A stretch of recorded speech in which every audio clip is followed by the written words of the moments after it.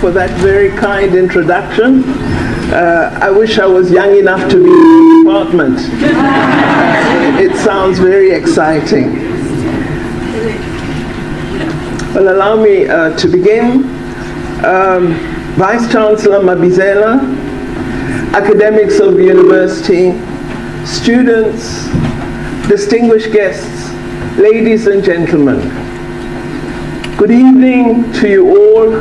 Assalamu alaikum. Molweni dumelang. It's indeed a great pleasure and privilege to be with you today. Just before the elections, I spoke at the University of Cape Town, and I thought, my goodness, to myself, so many students coming to listen to me. I really couldn't believe it. You've outdone that audience, and I'm quite amazed.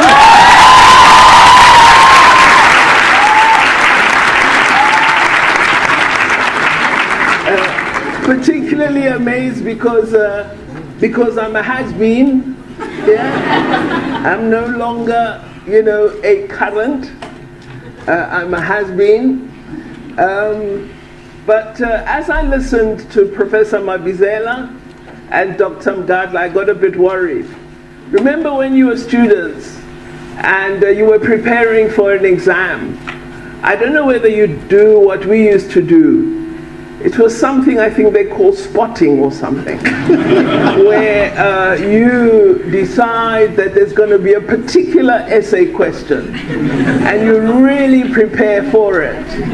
And then the exam comes and my goodness, that question is not there. It's a whole different set of issues. So I hope this evening I will be able to satisfy that I have answered the question. I would like to begin by thanking the Vice Chancellor for inviting me to speak at this important series of lectures focused on the challenging question of the Israel-Palestine conflict, on how to end the current debilitating war, how to get Israeli hostages safely home, how to secure freedom and justice for the Palestinian people in the fullest meaning of those concepts, and how out of all of this to begin creating a global community in which justice and freedom are for all and not as defined by some powerful unipolar force. Now, if I displease you tonight, I would like you to recall that this is my first public engagement since I stopped being a minister. So I might be on shaky ground, but I hope I do all right. There is no doubt in my mind that our universities do reflect on these questions I've referred to in their academic halls. And so I am able to hazard that these issues are not easy to theorize, to debate, or reach agreement on. I believe that the difficulties arise from a number of related factors. Firstly, the geopolitical environment of the past decade has been extremely negative and directed more toward negative intentions than the quasi-positive intentions that existed prior to this period. So prior to this last decade we've been living in, and this very toxic political environment in the geopolitical space, we had that attempt at globalization, which had an element to it of pretense of drawing the world together. But the current complex geopolitical environment has seen us more divided and the world more negative toward each other than ever before. So it's a very worrying period in which we discuss the issues we reflect on today. Secondly, there has been an increasing resort to arms for resolution of conflict. This began with the Iraq War, you'll recall the weapons of mass destruction, and has continued unabated, infecting all contexts of difference. This has resulted in increased proliferation of sophisticated weapons in the hands of fringe groups, of ethnic factions, and formal national forces. All of the conflicts which use modern small arms translate into the emergence of a factional grouping of one type or another that continues with a fight of extremism, ethnic chauvinism, and other evils that result from armed conflict. You will recall that when the United Nations was established, the intention was always that we would resolve conflict by peaceful means, that we would negotiate, that we would engage, and that we had a universal forum that would direct us in this process. However, as we've seen in the time that led from Iraq up to today, it is easier to resort to arms than to sit down and engage. And this is extremely worrying particularly for us who are more fragile nations, and it is one of the reasons for the large number of internecine conflicts that we see on the African continent. Third factor, unabashed involvement of powerful economies in conflicts in developing countries, thus polarizing nations that are still in formation, not information, in formation, and creating levels of instability that support plunder of natural resources. We note this factor particularly in Africa and Latin America. Fourth, and of greatest concern, is the consistent and continuous diminishing of the role and status of the United Nations and its Security Council. And this should worry all of us, because this is the premier multilateral institution in which, as sovereign nations, we enjoy a modicum of equality that we don't enjoy in any other forum worldwide. And so its diminishing is a diminishing for us, the less developed and the less rich states. And thus this should be a concern. Fifth factor, the desire for powerful dominant unipolarity remains a feature of global relations. This brings with it the notion of might is right, and you are either with us or against us. You would see things such as, I have been labeled the branch of Hamas in South Africa. And recently, after I was not appointed to cabinet, a leader of the Zionist movement in South Africa said, thank God Pandor is gone. She is the worst anti-Semitic South African we've ever seen. I have no hatred of Jewish people, but you are either with us or you are against us. And if you don't hold the view we hold, we will label you as powerful institutions and ensure we diminish your status in society. The sixth factor is the inadequate progress with economic development of many countries of the South. This means that the world does not have an effective or meaningful counterweight to the overbearing dominance of the North. Failures of African countries to advance economic, social, and political progress has made them victims of international development finance institutions, and thus detracted from any interest they may have in international finance reform.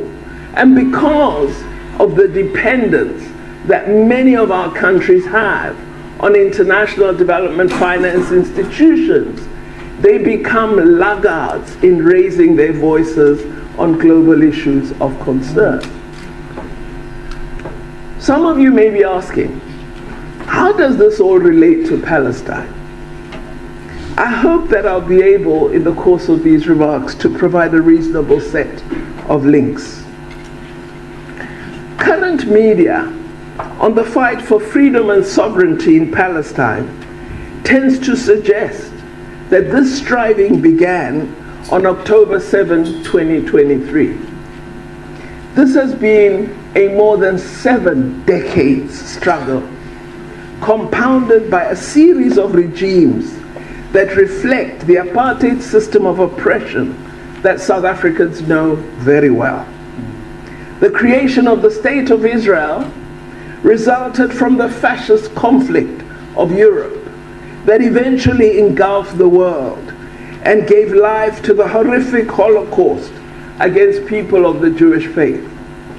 It is clear from dozens of United Nations resolutions and from this conflict of over 70 years that the plight of Palestinian people was not factored in when the agreement to create an Israeli state was finalized. As they wrote the Balfour Declaration, they forgot there were people living on that land already, and their rights and interests were not factored in to what eventually occurred. The subsequent actions of Israel against Palestinians, the illegal land seizures, denial of full political and civil rights, security controls, and other measures have led to Israel and Palestine being a permanent item on the agenda of the United Nations Security Council. There's one subject we know in the United Nations will always be discussed: Israel and Palestine. It's almost like the DRC, Democratic Republic of Congo. It has been on the UNSC agenda for decades. Democratic South Africa's interface with the struggle of Palestinians began during our own struggle for liberation. It didn't start on October 7, 2023.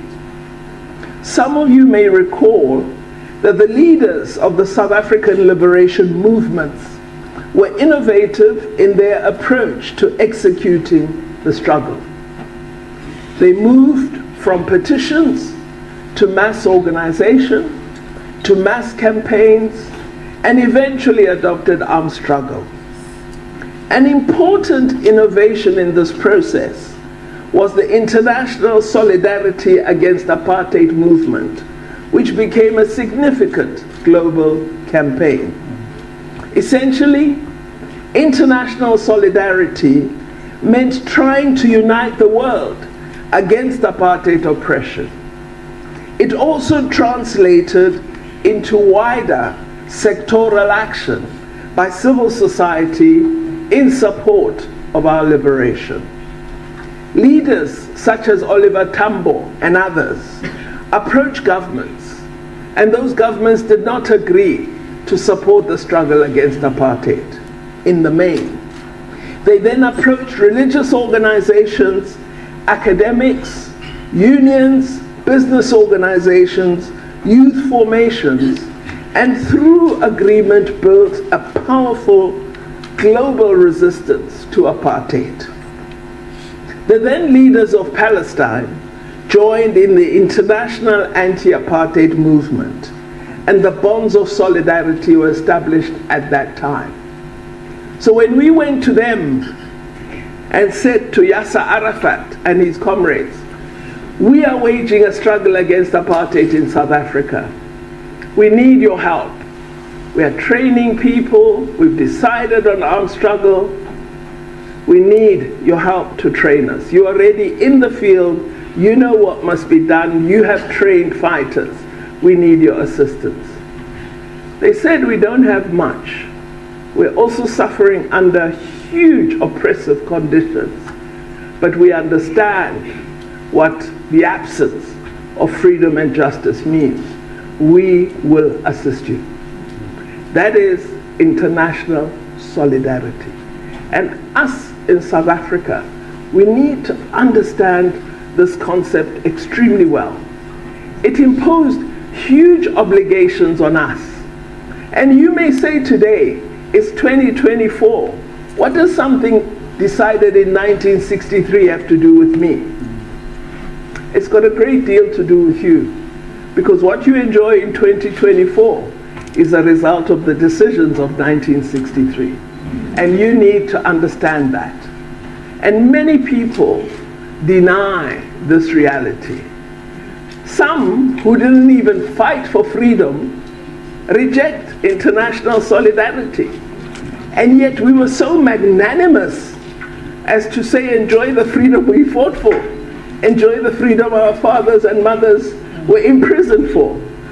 We won't hold it against you. And yet today they reject international solidarity in support of the human rights of others, of those who stood with us and supported our own struggle. It's a strange way of expressing thanks for generosity. Yes. Well, as you are fully aware today, it would be extremely difficult for any state to codify laws such as the apartheid laws today. But it is well established since the raging conflicts of today that although we have conventions and treaties that render oppression illegal, yet millions of people continue to suffer under the weight of oppression. So what you have, you don't have a codification that reflects an apartheid regime of laws. You have a set of treaties and conventions internationally that create a new framework and scheme, more generous on human rights and international humanitarian law. And yet, millions of people continue to experience weighty oppression. The people and the government of South Africa spent several months observing the killing of civilians in Gaza. And eventually the government decided that we could no longer sit by and observe, that we had to act to attempt to stop the slaughter. All of us as member states of the United Nations actually have an obligation to uphold international law and to ensure respect for the provisions of the United Nations Charter. And yet we sat immobile and did nothing. International human rights law and international humanitarian law were being blatantly breached in the course of the 2023 onslaught in a manner far worse than many previous armed attacks against Palestinian civilians. You know, we had the attacks in 2012, we had a repeat in 2014, we had further attacks in 2017. So it's been an ongoing series, but this one of 2023 is among the worst that we have seen.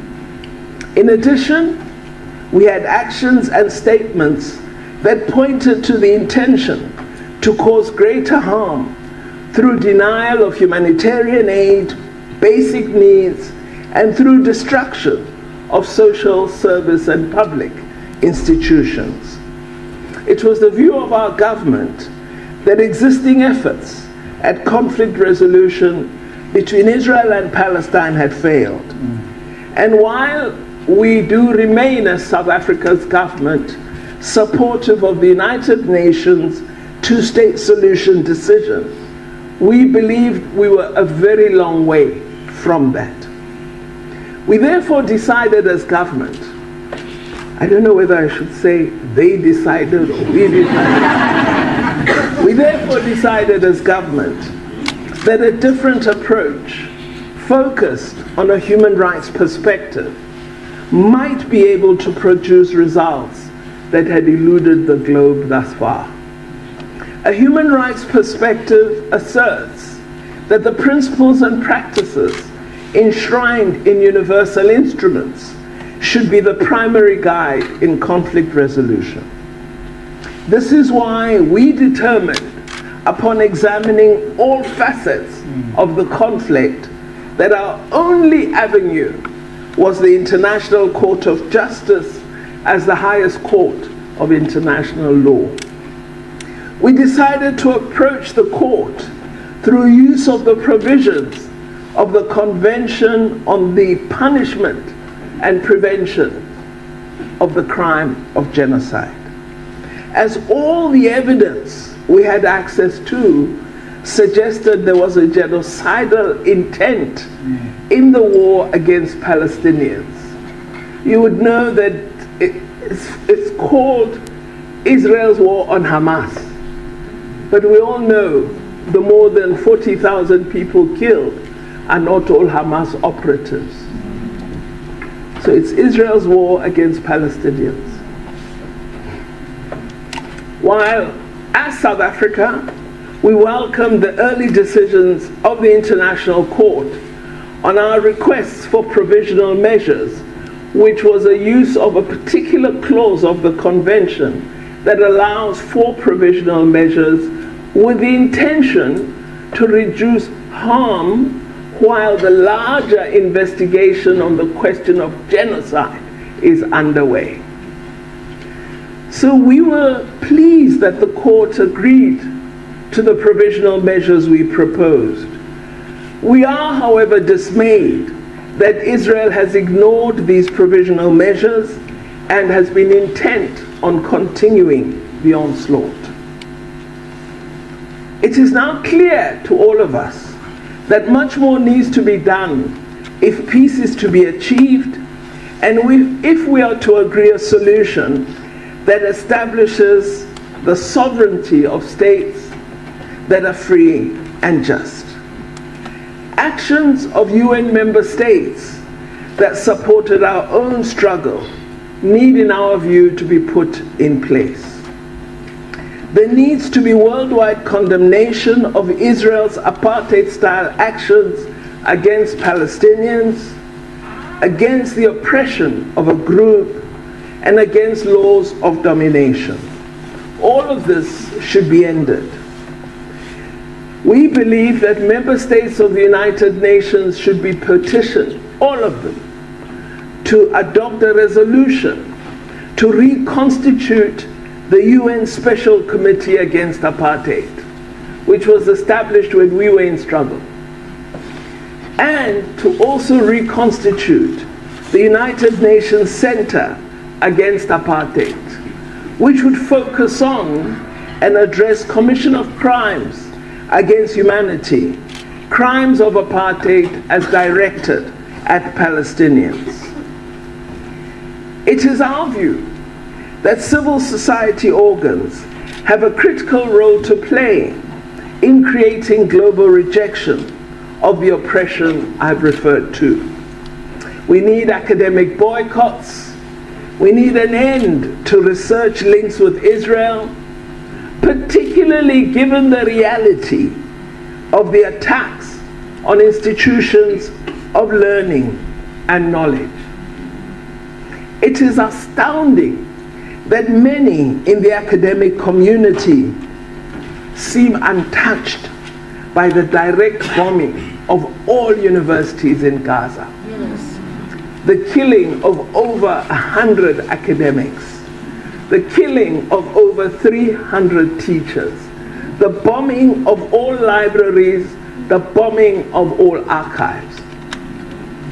We in South Africa tolerated far less as academic South Africa, and we still instituted strict boycotts when we were fighting apartheid. This is what we would never have accepted as South Africans.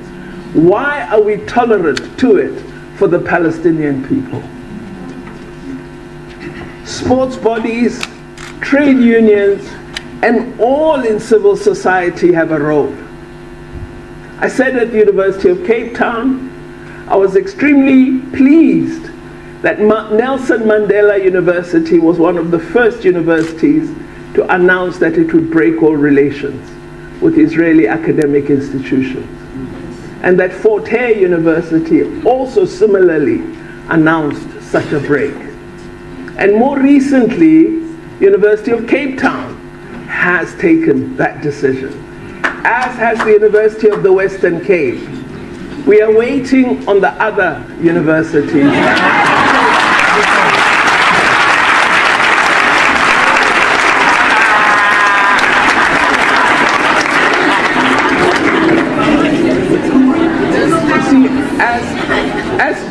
See, as I said to one of our colleagues when I was a parliamentarian, when you have freedom, don't treat that freedom as though it only belongs to you, because then you are discriminating. Freedom is for everyone. It's for everyone. And this is something all of us must appropriate if we are to create a humane world.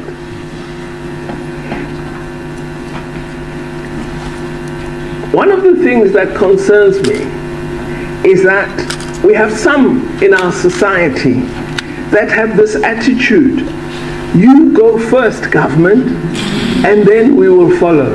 You know. So they say to me, Dr. Pandor, why don't you impose sanctions?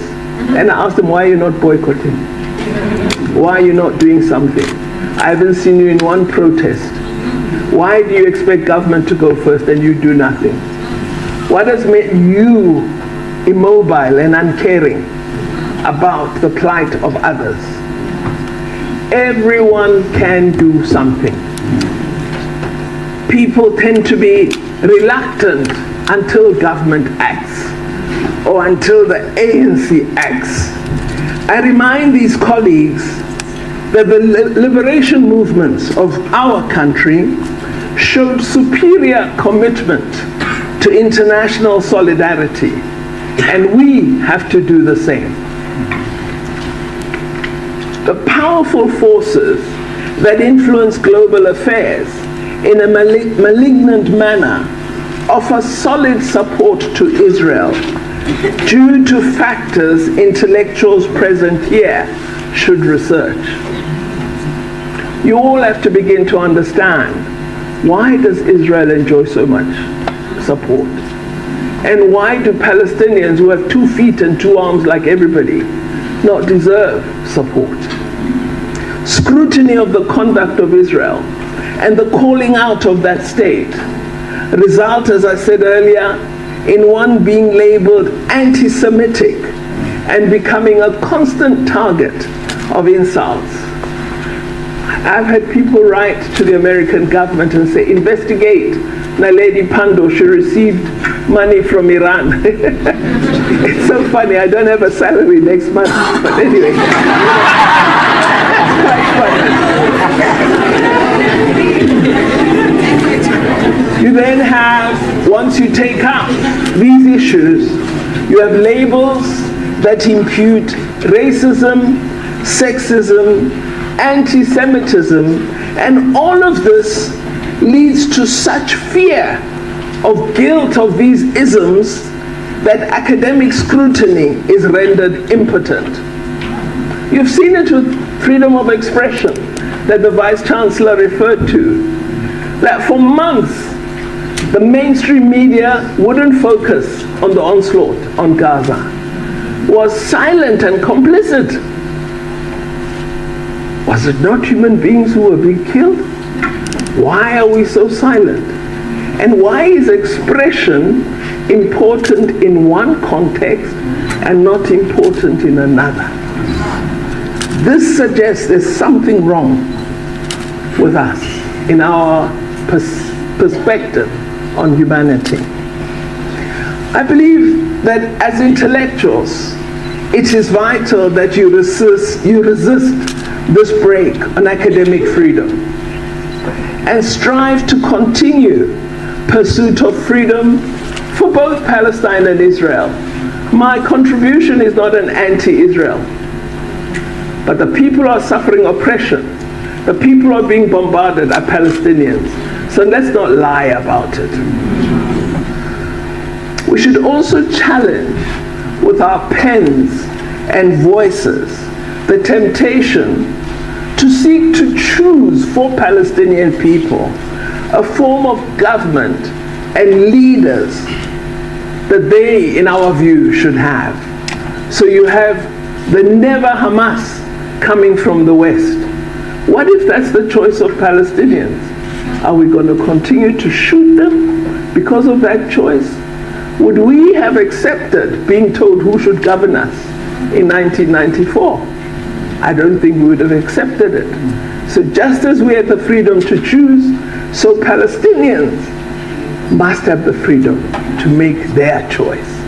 And we South Africans who understand negotiation, should we be invited to play a role in this process, we should be ready to play such a role and give advice to all parties.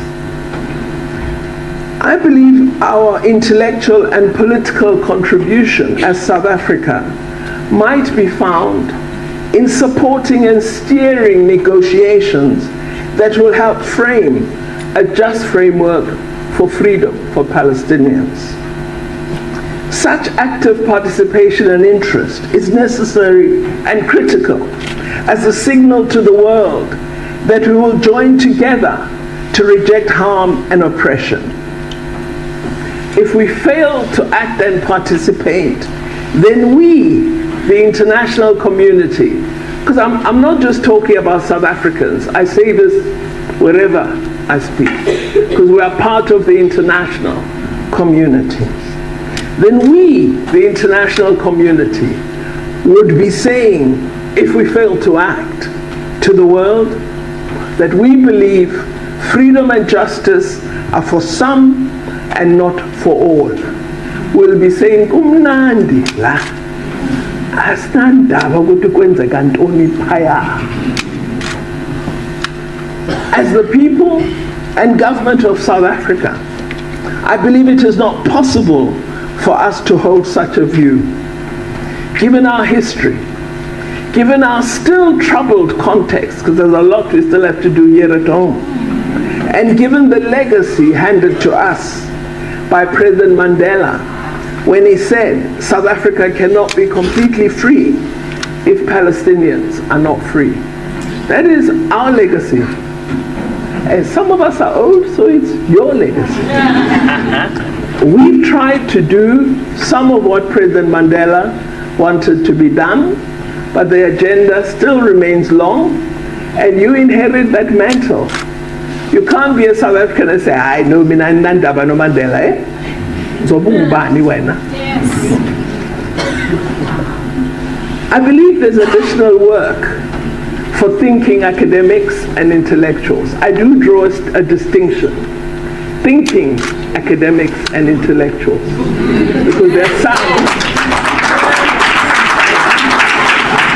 there are some who do not. So for the thinking academics and intellectuals, I wish to request, tell the full story, analyze and probe, and address those 7 elements I referred to at the start of my talk. I also ask that you focus upon and attend to defining United Nations reform and what it might mean, particularly reform of the United Nations Security Council. We have today a world in which we have a Security Council with 5 permanent members with an undemocratic veto. This body with this undemocratic veto was created when we were still colonies and administered territories. So it's not our body, and it has to be changed. Our new age mandates democratic, inclusive reform to render the United Nations responsive, effective democratically, and suited to the challenges of a new age. It is the view of South Africa that the United Nations is the premier multilateral body of our world, and that we must support it to remain so while progressing with calling for reforms to the institution. So when you call for reform, you're not saying destroy it. You're saying make it more fit for purpose. So for example, in the United Nations, we're very good with peace monitoring, but we clearly have no peace enforcement capacity. So reform means build that capacity. It doesn't mean destroy peace monitoring. So we must clearly articulate what it is we mean.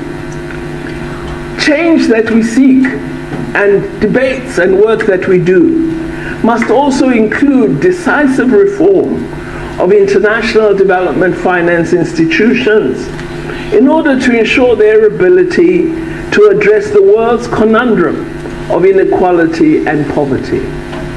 How is it that we've had these Bretton Woods institutions for all these decades and we remain poor, unequal, and marginalized? There's something we need them to do and to do better. I conclude by saying it is possible for intellectuals to make a difference in the world. In fact, it's necessary for them to do so. It is, after all, you, our brightest, who enjoy access to knowledge, and you, our brightest, who have the distinctive privilege of generating new knowledge. I wish you well as you steer this university to lead in shaping a new world agenda, because essentially what I've been talking about is trying to shape a new world agenda, a world that cares, a world that respects humanity, a world that is humane, a world in which freedom and justice mean the same thing to all the inhabitants of our good earth. I thank you for allowing me to address you.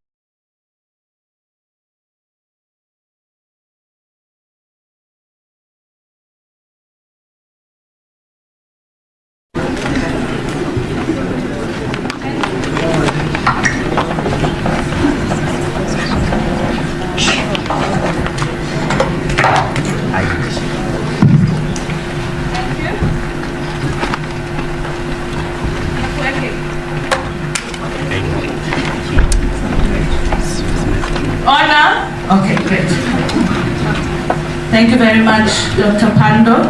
You said at the beginning that you might be standing on shaky ground.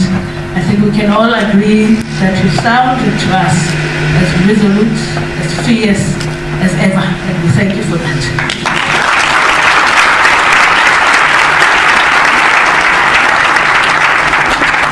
We have at least 20 minutes for questions and comments to Dr. Pandor. So I'll take the first round. I see the hands. Professor Bata, we'll start with you. Oh my goodness, why? How can I forget your name? Sizo, yes. Sorry about that. Yes, third one there. We'll start with you, Prof. Bata. Do we have microphones that are circulating? Fantastic. Thank you, Professor Spubazi. I just first want to thank you and your department for organizing this event with your students, your colleagues. It's humanizing. Really, really appreciate it. And then for me, this is not a comment to Dr. Pandor. I think, and it's not even a question from an intellectual, academic, or what did you say, thinking academic or intellectual. Although I'm going to recognize the fact that your presentation was quite stimulating intellectually.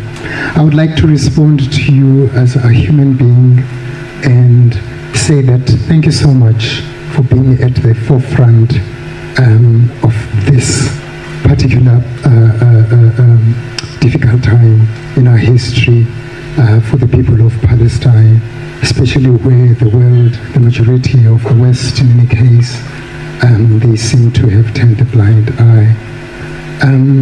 I want to also say that although I'm excited that the Department of Political Studies has given you Isdanga, as a way of saying thank you for all the contributions you've made, I'm also worried that you are now, please don't then just vacate this leadership position that you've occupied so courageously. I also hope that the students and colleagues who are here would realize that more of us need to learn from you. And the students in particular need to take over the vacuum that you might leave behind if you take Isitanga seriously and leave this vacuum. And nevertheless, thank you very much to all of you colleagues. Thank you, Dr. Pandor. It is really appreciated and we are grateful. Thanks.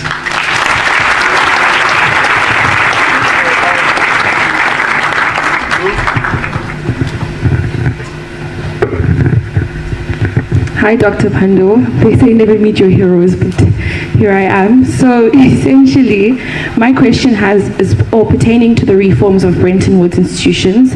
I think one of the conversations that comes a lot in the IR classes that we take is the philosophical underpinnings of these institutions, because you do say that we need to introduce these reforms, but are these institutions in the first place even fit for reforms, or they within inception are they problematic, and do we need to almost find a new way of going about international cooperation that is outside of the framework of the Bretton Woods institutions?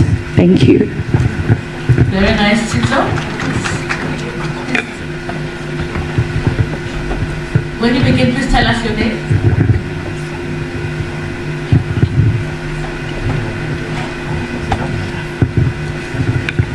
Good evening, everyone. My name is Tulani Shabalala, a former Rhodes student. First, I would like to, of course, say thank you so much for this. I think, Doc, your legacy should be respected. You are one leader that should be really looked up to, and we admire you so much, and we thank you for your contribution in this country. I think I have 3 questions. Let's keep it to 2. Okay, I'll try. I think 2 are related. I'll tie them together. Well, the first one is the agreement of Parliament to move or to ban, I don't know what's the appropriate word to use, the Israeli embassy from South Africa until a resolution is met. And unfortunately, that has not been done. And I think what ties to that is bring it home is the current state we're in South Africa, where the National Liberation Movement, the ANC, is in coalition with the DA, which rejects, I would say it's completely Zionist and fascist. So how do you reconcile the history of the ANC with how it's now behaving now, getting to bed with such a destructive organization that fundamentally goes against the Palestinians? And my last one will be more on the question of violence, because I think we are in this situation now because we sort of tiptoe around violence as a tactic of national liberation. Because that's why the Zionists of Israel can hold the October 7th over our heads to justify the massacre now, because we don't want to sort of firmly take a position on the usefulness of violence in national struggle. And for that reason, now we find ourselves in this difficult position whereby we have to sound like internationalists. While very well, Doc, your generation is the one that took up arms against the African fascists in South Africa. So how do you sort of answer those? Thank you. Thank you very much. We'll invite Dr. Pandor to respond.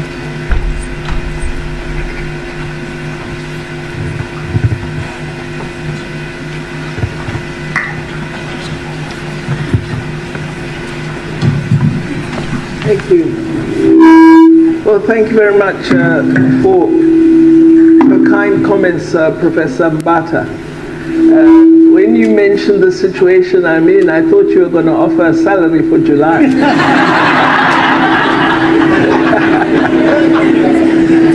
Thank you.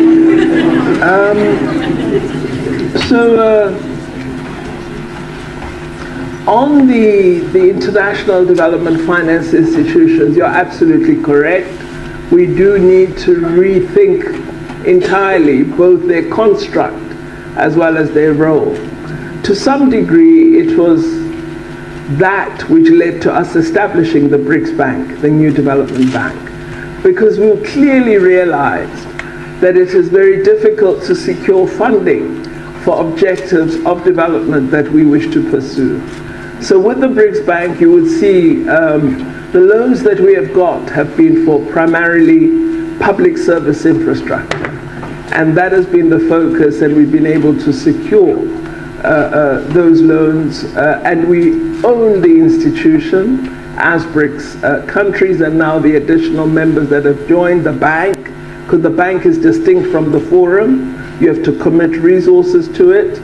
But also, we've begun fairly, I think, unusual discussions about use of our own currency to trade among ourselves, and hopefully even going wider.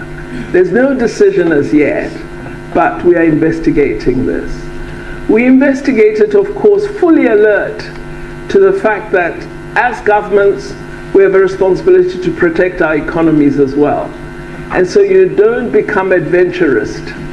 You carry out proper research and understanding of the international finance exchange context you are dealing with, and what is possible and plausible in such a context, which will not need to harm on the bonds you hold and so on.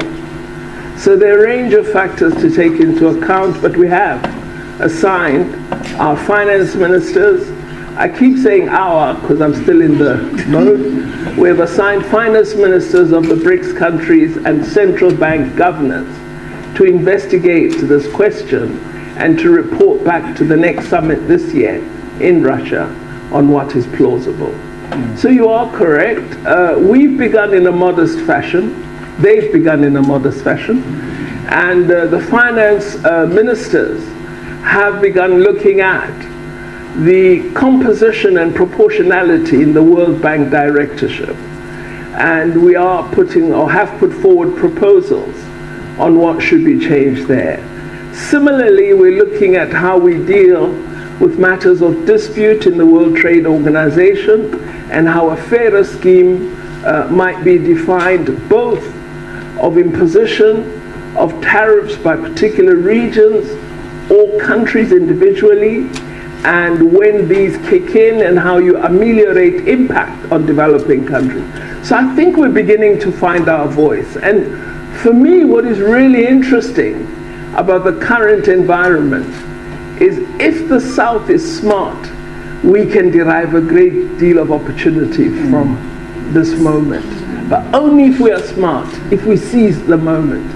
If we wait to see, how the powerful will react, we'll have lost the moment. I think it's the one really interesting positive feature of what's happening at the moment. The South can find itself, finally. And this is why, in terms of the court case at the ICJ, it has been largely countries of the South that are joining South Africa, with a few from the West now beginning to speak up, and we think some will continue to join.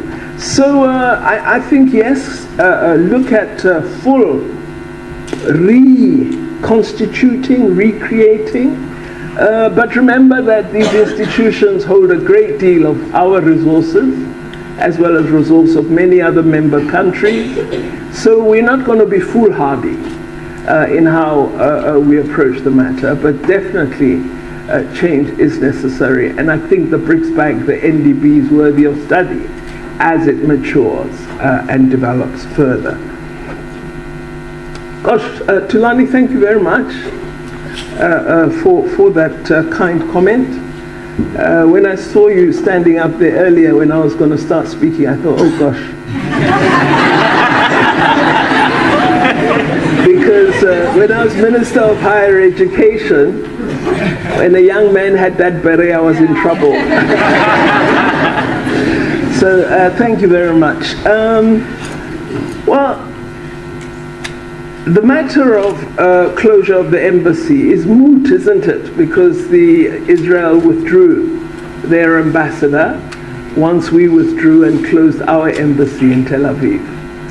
So all that I think is needed is a decision by the new cabinet on the decision of Parliament, because it's a resolution of Parliament.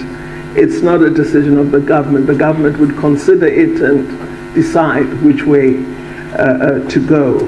I think we must continue the closure of the embassy in terms of what we said in the statement we released, which we will only consider opening when there has been sufficient progress on a negotiated solution for freedom and justice.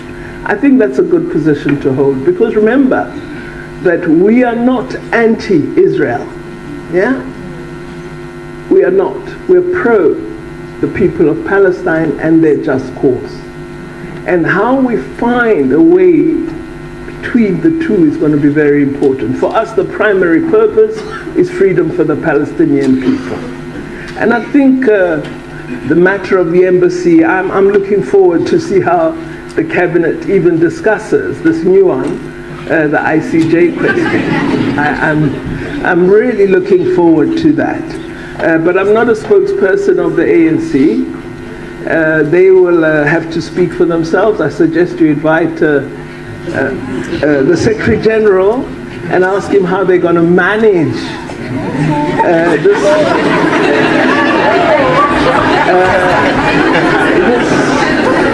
this interesting jigsaw puzzle. Yeah, it's a fascinating jigsaw puzzle. But the primary issue is the people of South Africa. And whatever government we have must put our people first, because there's a lot of ground that we have to make progress on. So whatever the makeup of the government, if they understand their purpose and work on that purpose, which is the people of South Africa first, I believe they would have done well for our country. But I think it's the parties that must come and answer. I'm no longer a politician. On violence, you know, I spoke in Iran on this question, and Iran was very clear in their support for Hamas, as you know. And they were dismayed when I expressed concern at the taking of hostages and the killing of several hostages. And I explained to the Iranian colleagues that, see, when we waged the struggle and when we went to armed struggles, we didn't go after civilian population. We went for military installations and apartheid installations. We're very clear. And if you read, for example, Ronnie Castro's book on his wife Eleanor, who was one of our underground operatives, you will understand why it is we made that choice. So while indeed there were some who believe that violence is acceptable, and it's a tool of struggle for freedom. But you have to, in your different contexts, choose exactly how you will wage it. At times you may very well go after civilians, but you will suffer the consequence of a likely rejection by the popular citizenry. It sometimes results because it's very difficult to distinguish between oppressor and oppressed. And the minute you make a mistake, you've lost the ground for freedom, for the struggle.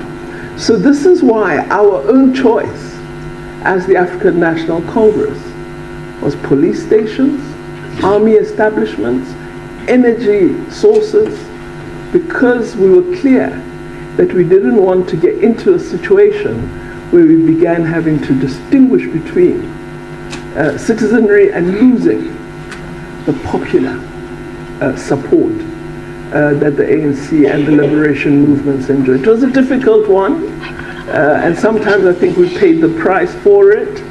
But you know, you had the massacre in the church in Cape Town. A number of people were killed. Amy Beale, a young woman mistaken for a South African and killed right in the street.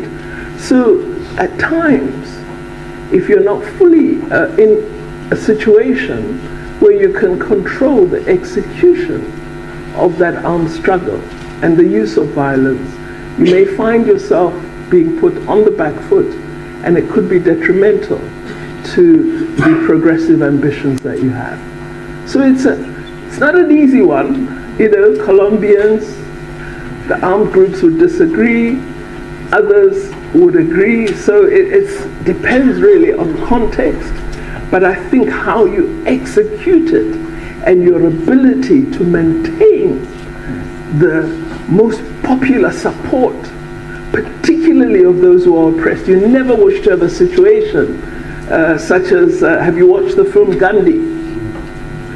Such as occurred when there was that uprising and there was a report to Mahatma Gandhi that no, the people have now ended the uprising, and in fact I saw some kid kissing a British soldier, and he said, oh God, I didn't mean we should go that far. That's what you need to avoid. Thank you very much. Thank you.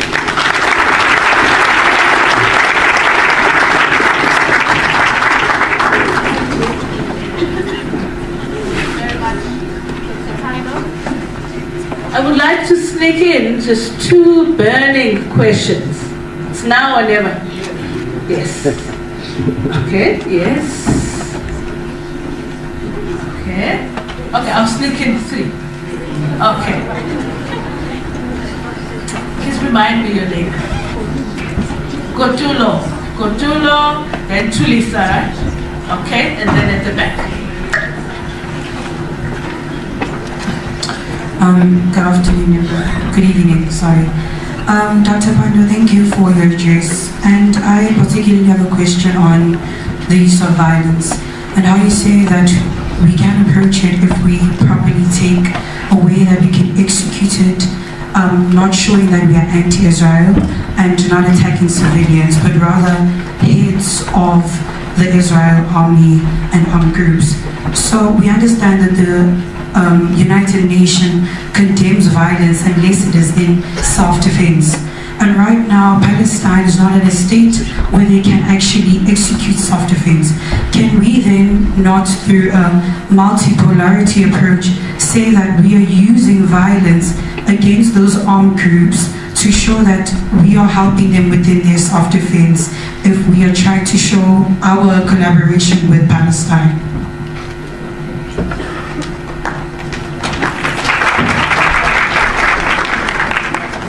Trying to get a microphone to Tulisa.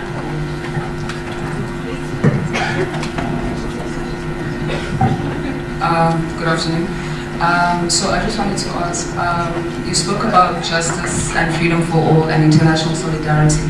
So I'd like to inquire about the South Africans' foreign policy approach in two specific regions, being Ukraine and Palestine. I understand that South Africa took a neutral stance in Russia and Ukraine as it aligns with the country's values and interests. And secondly, South Africa has also been very vocal in support of Palestine, and I understand the rationale on the stance based on South Africa's apartheid legacy and its commitment to human rights and self-determination. So what I'm really interested in knowing right now, in understanding right now, is the thinking behind this seemingly different approaches and how they reflect South Africa's broader foreign policy, and if maybe country put like people before politics.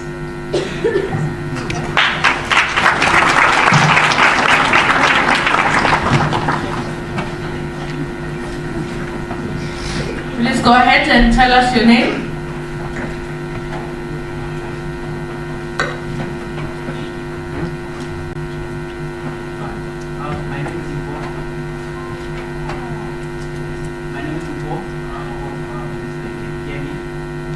We can hardly hear you, Mpo.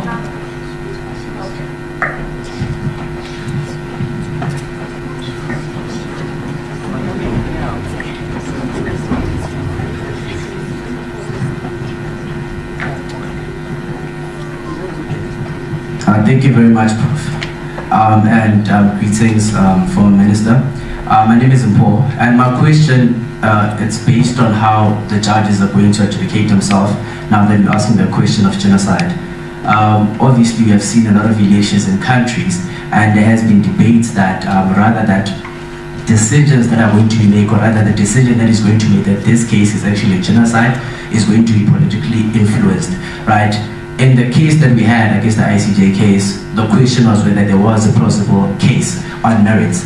And, well, obviously it was found so, but now, yeah, the question has been raised as to take into consideration that we're now in bed with the DA and also the PA, who have said that they are just pro-Israel, and as Tulani has said, look into consideration as well as the US, with now that elections are going, and also in UK that now just a new president is elected. Do you think those political forces, external forces, are going to have some sort of like an influence in the case that we have to declare what is going there as a genocide, rather than just a ceasefire that we just won a few months back? Thank you.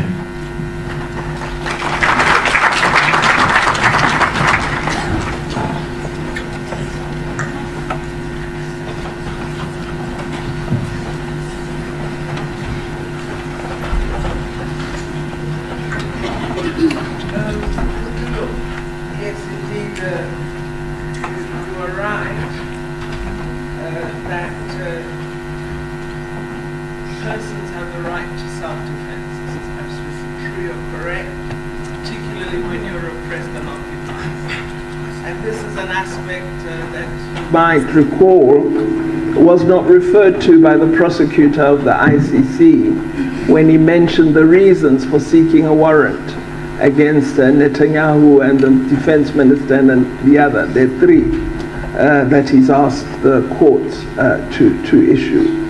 And I was worried that he didn't mention occupation nor the right to resist, which is in the United Nations Charter.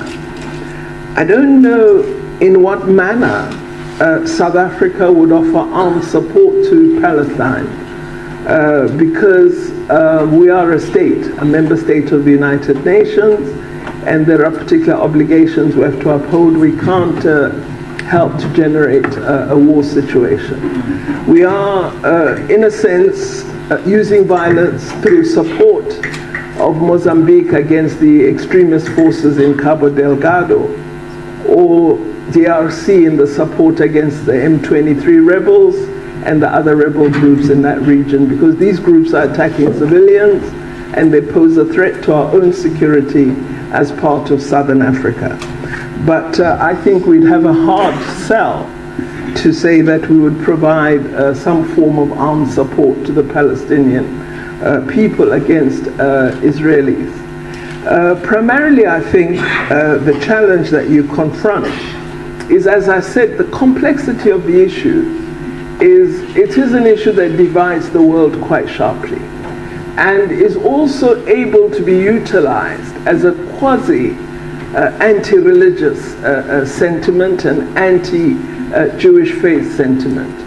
You know that there's been a great deal of impunity granted to Israel since the advent of the Holocaust in the Second World War. This impunity has resulted almost in a moral fear to be upright in challenging Israel when it does the wrong thing, because you get the response that if you stand up for Palestinians against Israelis, you are then standing against Jewish people who suffered this massive horror of the Holocaust. And it's a manner of shaping the discourse that has unfortunately gone on for more than second decades and has captured a lot of popular imagination.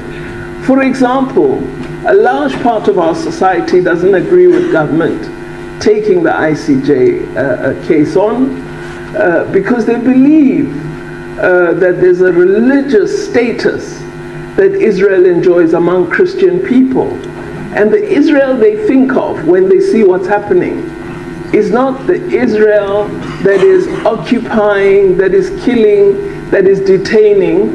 It's the Israel described in the Old Testament. And this is a real problem that we have to engage on rather. We've been speaking to religious leaders who've begun to unravel these myths in the setting of religious institutions, so that people understand that this is not the Israel of Moses. It's something else that we're dealing with. It's a cruelty which the world cannot tolerate. But I'm going roundabout in answering your question because I'm really trying to say you're dealing with an extremely complex issue. And I think it's not a resort to one solution that will address it.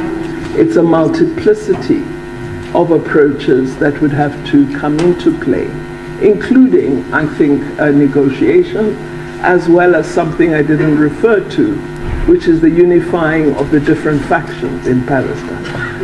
When we engaged them in the early 60s through our leaders, it was easier because you had Fatah as the primary organ and freedom fighter. Today you have a multiplicity of factions, some of which have come out of Fatah, you know, like organizations we see today, which have come out of the ANC.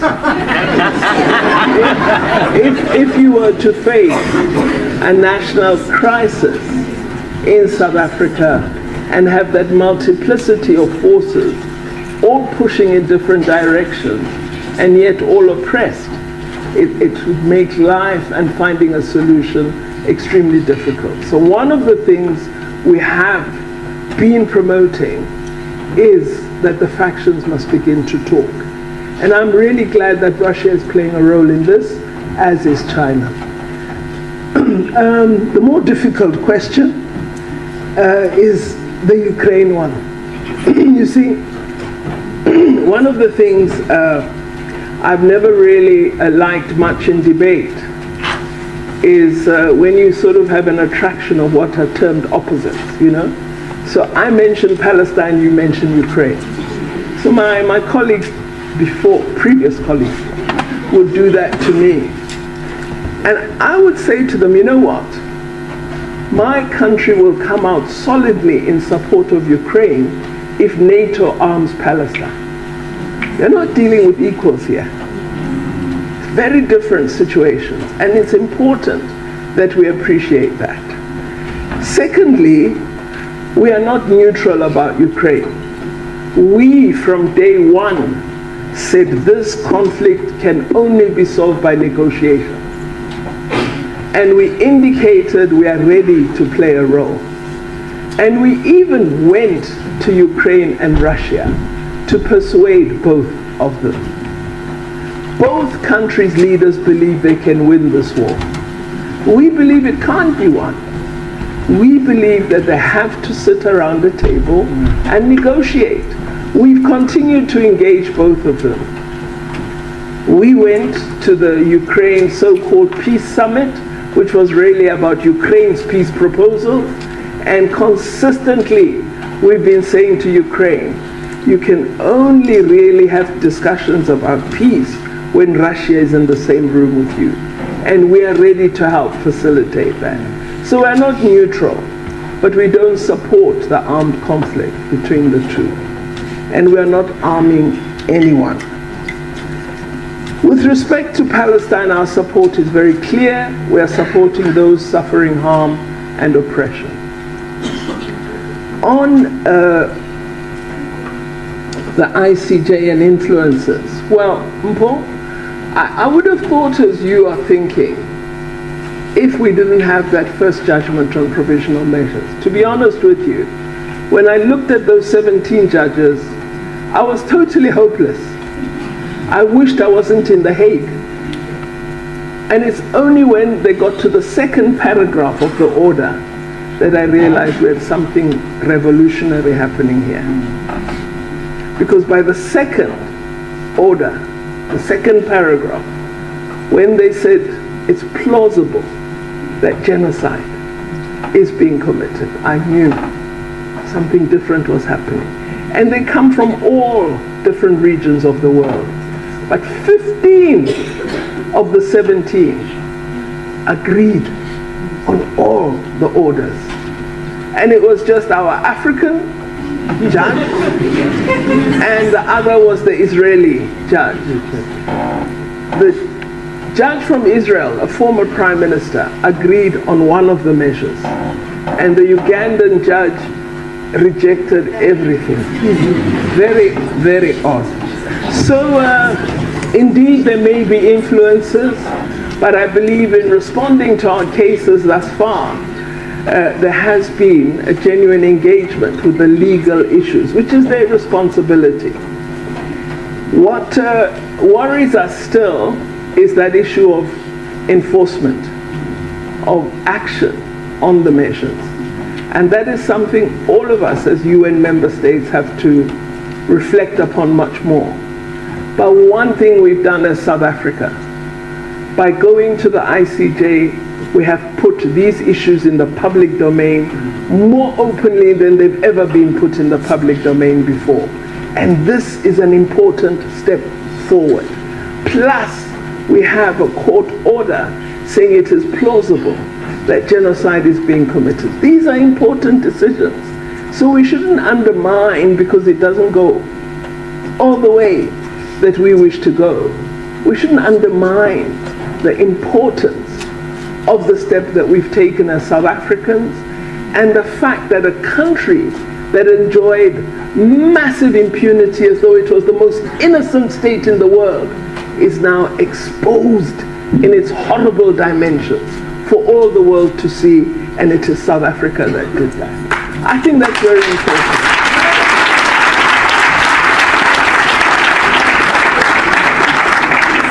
Well, as a revolutionary and as an academic, I'm sure, you know that part of the role you have to play is one of persuasion, right? So you have DA and PA thinking something, your role is to make them change, right? By persuasion, by engagement, by whatever means, right? That's the opportunity that exists now. So let's see what's going to happen in that room where they are on their own.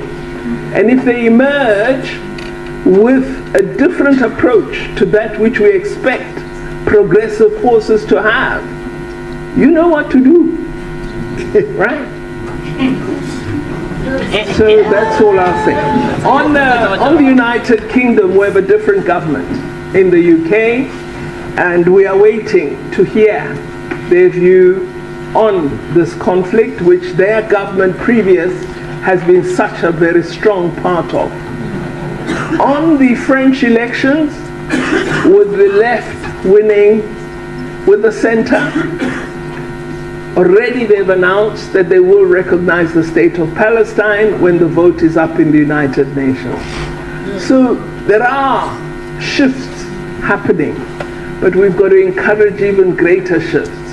This means we, the forces of the left, must not be tired of engaging all forces all over the world to ensure that we begin to seize the ground from the right, which is actively mobilizing to change the world into something really horrible. So there's work for all of us to do if we believe in progressive ideals. If we don't, we're going to suffer the consequences. So there's work that we must do, and that work requires all of us to be social actors. Nobody should hide behind a corner and say, I'm not political, I'm not this. Next thing you'll be oppressed and you'll be blaming someone else. So part of your task is to be active, to be aware, to be knowledgeable, and to engage with the rest of the world. Don't sit in a corner. Be there. Thank you.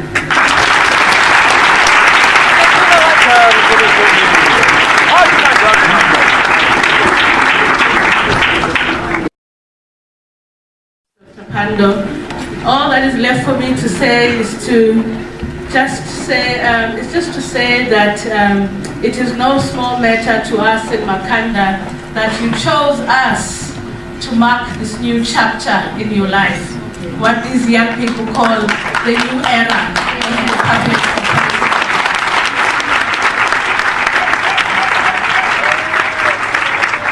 And I hope that as they stayed, they're behaving well today, they don't always stay.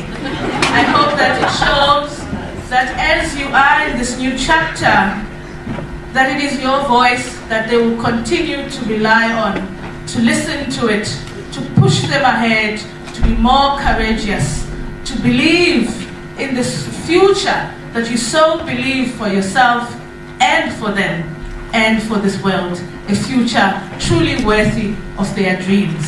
So I'd like to invite the Vice Chancellor to give you the last gift from Makanda, and we will close this discussion, this event, tomorrow at 1 p.m. at Barat 2 with Mazibuko Jaka, who will speak to people solidarity and the task for today at Barat 2. You can also then proceed to have some refreshments outside. Thank you so much.